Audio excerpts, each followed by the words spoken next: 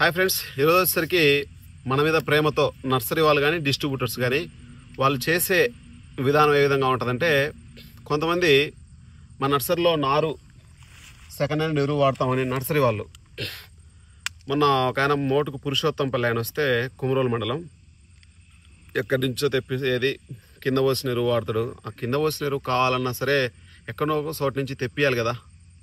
ఎరువు అనేది second hand కొంతమంది వాడతారు. నేను కొన్ని ఊర్లు తిరిగితే వాళ్ళ నర్సరీ వాళ్ళ పేర్లు కూడా చెప్పారు.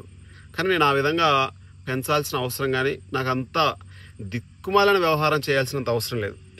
ఒక ఆయన డిస్ట్రిబ్యూటర్ అంటాడంట, జెర్సీ 56 విత్తనాలు ఎక్కడ దొరుకుతాయి, ఆయనది మార్కాపురంలో పెద్ద షాపు, ఆయన నా గురించి రకరకాలుగా చెప్తా ఉన్నాడంట. అట్లా చెప్పడం వల్ల మీకేమొస్తుంది నాకు అర్థం కాదు. నర్సరీ వాళ్ళైనా డిస్ట్రిబ్యూటర్స్ అయినా నేను మీ గురించి ఎక్కడ కూడా నెగిటివ్గా ఎప్పుడు చెప్పను. ఏ నర్సరీ గురించి కూడా చెప్పను. నేను ఏ రైతు దగ్గర అయినా సరే ఈ అబ్బరి దగ్గర పోపించుకునే వాళ్ళ దగ్గర పోపించుకుంటారు. నేను 30 పైసలకు నాకు గిట్టుబాటు అవుద్ది. నేను ఒక రకం కంపెనీ 620తో తెచ్చా. ఇంకొక ఆయన దాంతో పనిచేస్తున్న కంపెనీ ఎంప్లాయీ 830తో డిస్ట్రిబ్యూటర్ తోటి అమ్మిచ్చాడు. ఏది మా దానికి క్రేజ్ రావాలని.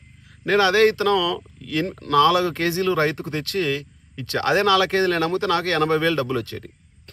ఆ విధంగా చేయాలంటే చేయగలను.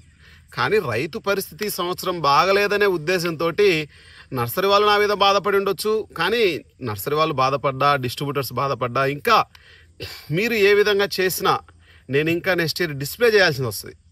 ఎందుకంటే రేట్లు పలానా ఏరియాలో అంటే నేను పేరు చెప్పకపోవచ్చు కానీ డిస్ప్లే చేసి రకరకాల మీరు నన్ను ఇబ్బంది పెట్టాలి అని అనుకుంటే నేను కూడా ఎక్కడైనా సరే ఇబ్బంది పెట్టే ఛాన్స్ కనిపిస్తూ ఉంటుంది.